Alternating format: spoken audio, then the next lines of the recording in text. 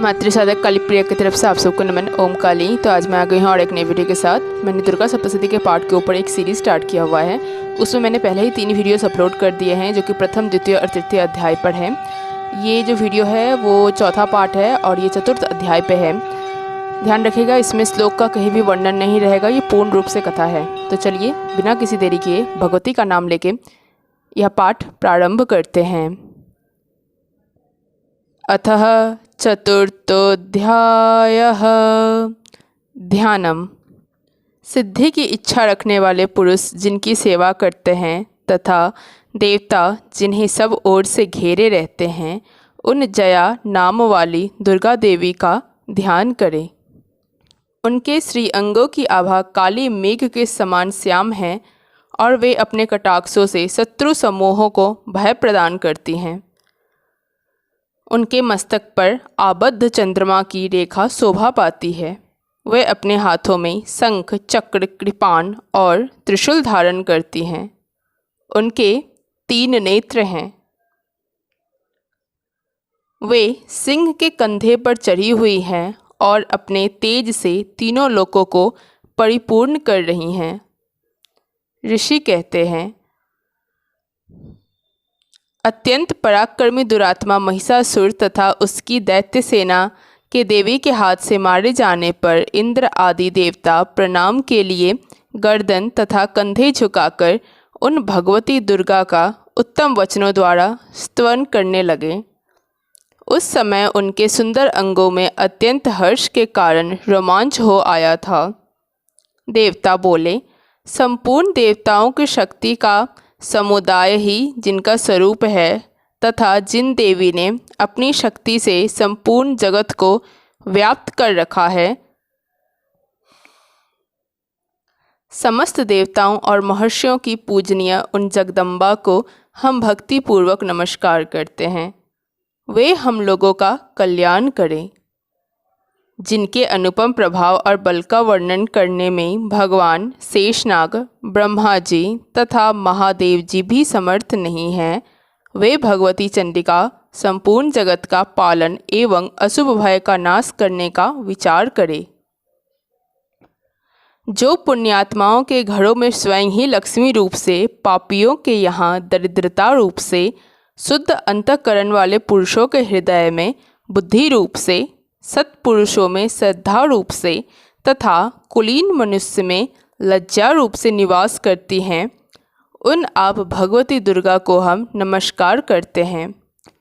देवी, आप संपूर्ण विश्व का पालन कीजिए। देवी, आपके इस अचिंत्य रूप का, असुरों का नाश करने वाले भारी पराक्रम का तथा समस्त देवताओं और दैत्यों के समक्ष युद्ध में प्रकट किए हुए आपके अद्भुत चरित्रों का हम किस प्रकार वर्णन करें। आप संपूर्ण जगत की उत्पत्ति में कारण हैं। आप में सत्वगुण, रजोगुण और तमोगुण, ये तीनों गुण मौजूद हैं, तो भी दोषों के साथ आपका संसर्ग नहीं जान पड़ता। भगवान विष्णु और महादेव जी आदि देवता भी आपका पार नहीं पाते। आप ही सबका आश्रय हैं। यह समस्त जगत आपका अंशभूत है, क्योंकि आप सबकी आदिभूत अव्याकृता परा प्रकृति हैं। देवी, संपूर्ण यज्ञों में जिसके उच्चारण से सब देवता तृप्ति का कारण है, अतएव सब लोग आपको स्वधा भी करते हैं। देवी, जो मोक्ष की प्राप्ति का साधन है, अचिंत्य महाव्रत स्वरूपा हैं, समस्त दोषों से रहित, जितेंद्रिय, तत्व को ही सार वस्तु मानने वाले तथा मोक्ष की अभिलाषा रखने वाले मुनिजन जिसका अभ्यास करते हैं, वह भगवती परा विद्या आप ही हैं। आप शब्द स्वरूपा हैं। अत्यंत निर्मल ऋग्वेद, यजुर्वेद तथा उद्गीत के मनोहर पदों के पाठ से युक्त सामवेद का भी आधार आप ही हैं। आप देवी, त्रयी और भगवती हैं। इस विश्व की उत्पत्ति एवं पालन के लिए आप ही वार्ता के रूप में प्रकट हुई हैं। आप संपूर्ण जगत की घोर पीड़ा का नाश करने वाली हैं। देवी, जिससे समस्त शास्त्रों के सार का ज्ञान होता है, वह मेधा शक्ति आप ही हैं। दुर्गम भवसागर से पार उतारने वाली नौका रूप दुर्गा देवी भी आप ही हैं। आपकी कहीं भी आसक्ति नहीं है।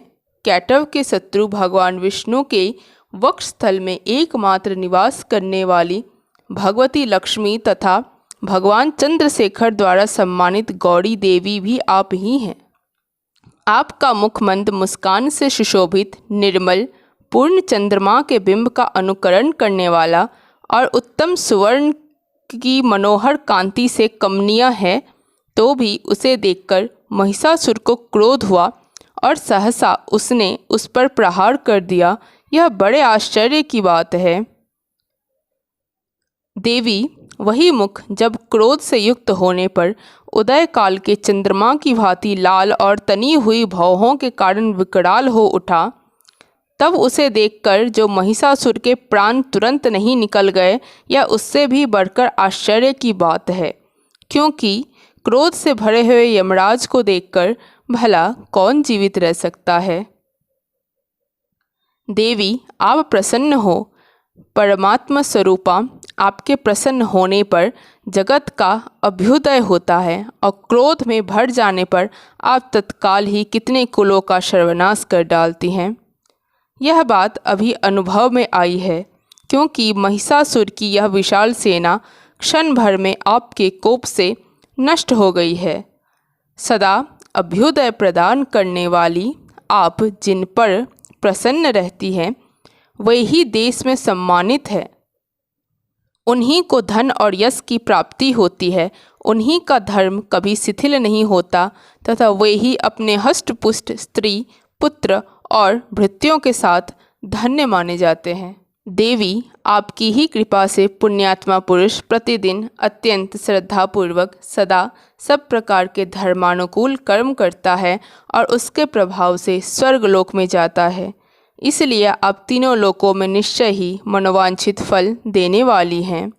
माँ दुर्गा, आप स्मरण करने पर सब प्राणियों का भय हर लेती हैं और स्वस्थ पुरुषों द्वारा चिंतन करने पर उन्हें परम कल्याणमयी बुद्धि प्रदान करती हैं।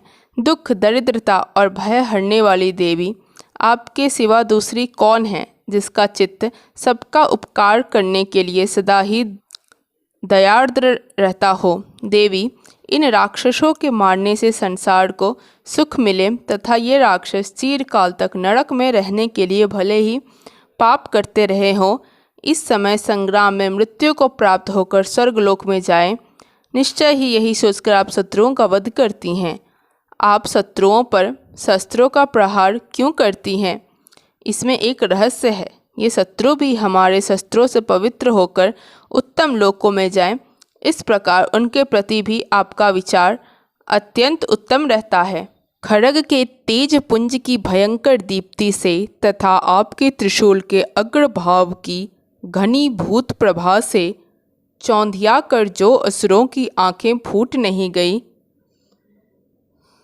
उसमें कारण यही था कि वे मनोहर रश्मियों से युक्त चंद्रमा के समान आनंद प्रदान करने वाले आपके इस सुंदर मुख का दर्शन करते थे। देवी, आपका शील दुराचारियों के बुरे बर्ताव को दूर करने वाला है, साथ ही यह रूप ऐसा है जो कभी चिंतन में भी नहीं आ सकता और जिसकी कभी दूसरों से तुलना भी नहीं हो सकती, तथा आपका बल और पराक्रम तो उन दैत्यों का भी नाश करने वाला है जो कभी देवताओं के पराक्रम को भी नष्ट कर चुके थे। इस प्रकार आपने शत्रुओं पर भी अपनी दया की प्रकट की है। वरदायिनी देवी, आपके इस पराक्रम की किसके साथ तुलना हो सकती है तथा शत्रुओं को भय देने वाला एवं अत्यंत मनोहर ऐसा रूप भी आपके सिवा और कहाँ है। हृदय में कृपा और युद्ध में निष्ठुरता, ये दोनों बातें तीनों लोकों के भीतर केवल आप में ही देखी गई है। मातः आपने शत्रुओं का नाश करके इस समस्त त्रिलोकी की रक्षा की है। उन शत्रुओं को भी युद्ध भूमि में मारकर स्वर्गलोक में पहुंचाया है। तथा उन्माद दैत्यों से प्राप्त होने वाले हम लोगों के भय को भी दूर कर दिया है। आपको हमारा नमस्कार है। देवी, आप शूल से हमारी रक्षा करें। अंबिके, आप खड्ग से भी हमारी रक्षा करें तथा घंटा की ध्वनि और धनुष की टंकार से भी हम लोगों की रक्षा करें। चंडिके, पूर्व, पश्चिम और दक्षिण दिशा में आप हमारी रक्षा करें तथा ईश्वरी, अपने त्रिशूल को घुमाकर आप उत्तर दिशा में भी हमारी रक्षा करें। तीनों लोकों में आपके जो परम सुंदर एवं अत्यंत भयंकर रूप विचरते रहते हैं, उनके द्वारा भी आप हमारी तथा इस भूलोक की रक्षा करें। अंबिके, आपके कर पल्लवों में शोभा पाने वाले खड्ग, शूल और गदा आदि जो जो अस्त्र हों, उन सबके द्वारा आप सब ओर से हम लोगों की रक्षा करें। ऋषि कहते हैं, इस प्रकार जब देवताओं ने जगन्माता दुर्गा की स्तुति की और नंदन वन के दिव्य पुष्पों एवं गंध चंदन आदि के द्वारा उनका पूजन किया, फिर सबने मिलकर जब भक्तिपूर्वक दिव्य धूपों की सुगंध निवेदन की, तब देवी ने प्रसन्न वदन होकर प्रणाम करते हुए सब देवताओं से कहा। देवी बोली, देवताओं, तुम सब लोग मुझसे जिस वस्तु की अभिलाषा रखते हो उसे मांगो। देवता बोले, भगवती ने हमारी सब इच्छा पूर्ण कर दी, अब कुछ भी बाकी नहीं है, क्योंकि हमारा यह शत्रु महिषासुर मारा गया।